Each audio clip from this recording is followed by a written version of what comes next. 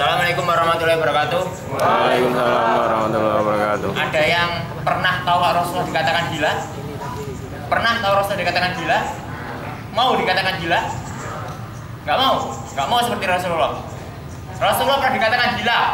Teriak-teriak, ada yang lihat dari sana main volley. Berarti nggak dikatakan gila. Membawa dakwah. Allahu Akbar. Allahu Akbar. Masa takbir seorang terus dakwah Allahu Akbar. Sekali lagi teriak biar yang di sana melihat semuanya. Allahu Akbar. Allahu Akbar. Teman-teman semuanya, alhamdulillah ini kita bersyukur kepada Allah Subhanahu wa taala bahwa hari ini di tengah kemudian suasana keriuhan dunia, ada yang kemudian mau ngambil sepeda motor mau pulang, ada yang main volley, ada yang sedang berlalu lalang kuliah. Maka mudah-mudahan hari ini kita dikumpulkan dalam sebuah majelis yang menjunjung tinggi kalimat Allah, yang mudah-mudahan menjadi pembelajaran kita menampakkan diri kita sebagai seorang aktivis dakwah. Isyhadu bi anna muslimun, penampakan diri kita sebagai seorang muslim. Bangga jadi muslim?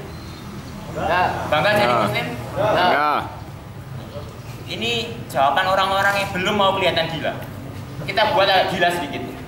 Teman-teman semuanya, orang-orang di teater, tahu teater ya? Orang-orang yang bermain di drama sinetron itu rela kelihatan gila demi uang. Rasulullah memainkan peran yang begitu gila untuk Allah. Masa ia takut dibilang gila? Kalau kau ngaku iman, ayo takbir. Mana? Katanya mau dibilang gila. Kalau kau ngaku iman, ayo takbir. Kalau kau ngaku Islam, ayo takbir. Kalau kau ngaku iman, kalau kau ngaku Islam, kalau kau ngaku takwa, ayo takbir. Teman-teman semuanya, saya punya sebuah cerita. Ini sudah saya ceritakan dulu di Elektro. Kalau saya nggak salah ingat ya, kelihatannya enggak. Ada sebuah hikayat yang menceritakan tentang seorang ibu kerbau dengan anak kerbau. Suatu saat kebo yang anak itu nyusu sama ibunya. Ketika asik-asik nyusu, ibunya tadi kemudian anaknya tadi kemudian mendengar suara yang begitu aneh. Suaranya seperti ini. Allah Akbar, Allahu Akbar. Anaknya kemudian heran, "Loh, Mak, apa itu, Mak? Ada bom, Mak?" Kemudian ibu tadi menjawab, Nak, tenang, Nak. Itu bukan bom." "Terus apa, Mak?" Ada yang protes, "Mas, kebo kok bisa ngomong, Mas?" Namanya juga hikayat kan ya. Ini hikayat. Kemudian ibunya mengatakan, "Tenang, Nak, itu bukan bom ya. Itu bukan suara amunisi, itu suara azan." Azan apa, Mak? Azan itu panggilan untuk sholat. Kemudian tiba-tiba berikutnya, ya sudah dah, nyusul lagi.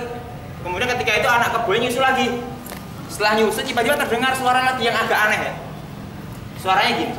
Allahu Akbar, Allahu Akbar, asyhadu alla ilaha illallah, dan seterusnya. Anaknya kemudian mengatakan, Mak, itu kenapa, Mak? Ada bom lagi, Mak ya? Tenang, Nak, itu suara qomat. Apa itu qomat, Mak? Qomat itu panggilan sholat. Qomat itu kita mendirikan sholat. Terus ketika anaknya lagi nyusu, ada orang manusia tiba-tiba lari kenceng, pakai peci, pakai sarung, pakai baju koko. Dia mengatakan, Mak, ada kebakaran, Mak. Ada kebakaran, Mak. Tenang, Nak. Itu siapa, Mak? Itu manusia. Oh, manusia, Mak ya.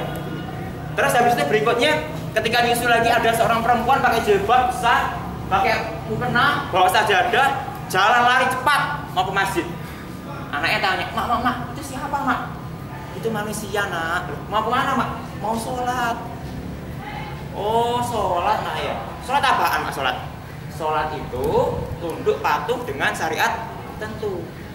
Nah, kemudian ketika lagi nyusul lagi, udah deh, Nak, nyusul lagi. Tinggal nyusul lagi, anaknya ini melihat itu ada tua bangka di bawah pohon pisang lagi main kartu. Itu ada anak muda di warung lagi ngopi. Itu ada anak-anak lagi main voli. Bukan itu. Ya, yang lain. Kemudian anaknya tanya, Mak, tadi kan kita dengar azan, Mak. Iya, Nak. Tadi kan manusia para berbondong-bondong sholat dengan azan. Ini kok ada tua bangka tuh main kartu, Mak, nggak sholat, Mak. Itu kok ada Mak? Orang muda lagi main kartu di sana, Mak. Loh, lah kok mereka nggak sholat, Mak? Kok kita juga nggak sholat, Mak? Loh, kita kan kebo, ya. Kenapa nggak sholat? Karena kita kan kebo. Kalau kita nggak sholat berarti kita kebo, Mak. Iya. Ya itu tua bangka berarti kebo ya. Jelas yang saya maksud. Anak tadi mengatakan bahwa kebo nggak sholat karena apa? Kebo nggak sholat karena kebo ya. Kalau manusia nggak sholat berarti dia kebo. Ini belum bisa dikatakan gila Mas. Manusia nggak sholat namanya kebo. Saya tanya sekarang, kalau ada mahasiswa nggak sholat mahasiswa kebo. Belum bisa dikatakan gila. Resiko belakangan ya. Kita anak muda berarti resiko belakangan. Mau kita angkat sampai kaki ke belakangan ya. Orang panitia, ketua panitia di sini. Saya tanya sekali lagi, mahasiswa nggak sholat mahasiswa kebo. Sabar. Terusan berani nggak ya? Kahima nggak sholat kahima kebo. Ketum ADC nggak sholat ketum ADC kebo. Ketua JMMI nggak sholat ketua JMMI kebo. Terusan berani nggak? Ngawal. Berani nggak? Polisi nggak sholat polisi kebo. Dai nggak sholat dai kebo. Jawabnya pelan ya kalau dai.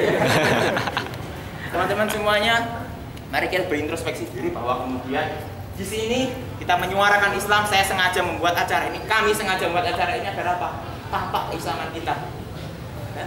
Muka-muka orang di sini ini semuanya sudah terlihat sama khalayak ramai. Tuh, yang namanya Mas Hanif, seorang aktivis dakwah. Coba kalau sholatnya nggak tepat waktu diapain itu? Itu Mas Afif terlihat sama bapak-bapak saya di sana, sama mahasiswa di sana. Itu seorang aktivis dakwah. Kalau waktu ujian nyontek, gimana mukanya taruh mana itu? Ini ada Mas Iskandar, seorang aktivis dakwah, terlihat sama bapak dosen, sama mahasiswa Infoli, mungkin mahasiswa yang kebo juga, sebagai seorang aktivis dakwah. Kalau nggak rajin seperti apa? Paham yang saya maksud? Paham yang saya maksud? Mulai sekarang bangga menjadi seorang Muslim. Kalau Allah Taala di kitab Al-Karim, Bismillahirrahmanirrahim, kuntum khairu ummah ukhrijat linnas ta'muruna bil ma'ruf wa tanhauna 'anil munkar wa tu'minu billah. Teman-teman semuanya, waktu Hitler berkuasa mereka mengatakan bangsa Arya bangsa paling baik, bangsa terbaik di dunia ini. Kemudian sekarang Yahudi mengatakan dia paling baik di dunia ini, maka dia membantai orang-orang Islam di Palestina, dibantai orang-orang Islam di Afghanistan. Setan-setan gundul di Myanmar membantai orang Islam. Saya tidak menyinggung gundul di sini ya. Tapi fakta mengatakan setan-setan gundul di Myanmar membantai orang Islam. Kita tinggal tunggu waktu. Kalau hari ini ada orasi dakwah di sini masih kalah suaranya sama yang cangkruan di sana, siap-siap saja yang gundul-gundul di sini masih bantai ya. Siap-siap saja. Afghanistan banyak saudara-saudara kita yang dibantai, di Poso jutaan saudara Islam kita dibantai, di Myanmar dibantai. Saya tidak mengajak untuk kemudian kita membantai orang-orang yang gundul ya. Tapi teman-teman tolong, kita mulai sadar bahwa kondisi Islam sudah mulai terpuruk. Dan saat inilah kemudian saat untuk kita bangkit. Melalui orasi dakwah ini saya mau menyampaikan bahwa mari kita menunjukkan keislaman kita. Kalau kita tidak bisa memperbaiki diri kita, lingkungan yang memperbaiki kita. Kita masih banyak kekurangan. Tapi kalau kita dicap lingkungan sebagai orang yang baik, terpaksa jadi baik. Tolong bedakan antara ikhlas dengan rela. Biarlah kita terpaksa sholat karena Allah. Biarlah kita terpaksa baik karena Allah. Biarlah kita terpaksa untuk menjalankan ibadah karena Allah. Dan biarlah kita masuk surga karena Allah. Jadi pertanyaannya, mau masuk surga terpaksa atau masuk neraka ikhlas? Rela. Mau masuk surga terpaksa atau masuk neraka rela? Surga terpaksa ya. Terpaksa nggak apa, yang penting masuk. Nggak ada 15 menit ya? Oke. Teman-teman semuanya, mudah-mudahan dalam majelis ini kita semua bisa saling bermuhasabah, saling kemudian berintrospeksi diri. Mulai sekarang banggalah menjadi seorang Muslim, banggalah menjadi orang-orang yang ber-KTP-nya namanya Islam. Mudah-mudahan bukan hanya KTP yang masuk surga, kita juga bisa masuk surga. Allahumma amin. Terakhir dari saya, ada sebuah kisah dari Rasulullah SAW ketika beliau kemudian berdakwah ke Taif. tidak lagi dikatakan gila, tidak lagi kemudian dicap sebagai seorang yang sok tahu, tidak lagi dicap oleh sebagai seorang yang kemudian sok-sok mengajari orang tua, tapi anak-anak kecil melemparinya dengan batu. Tapi kemudian orang-orang di sana melempar dengan batu.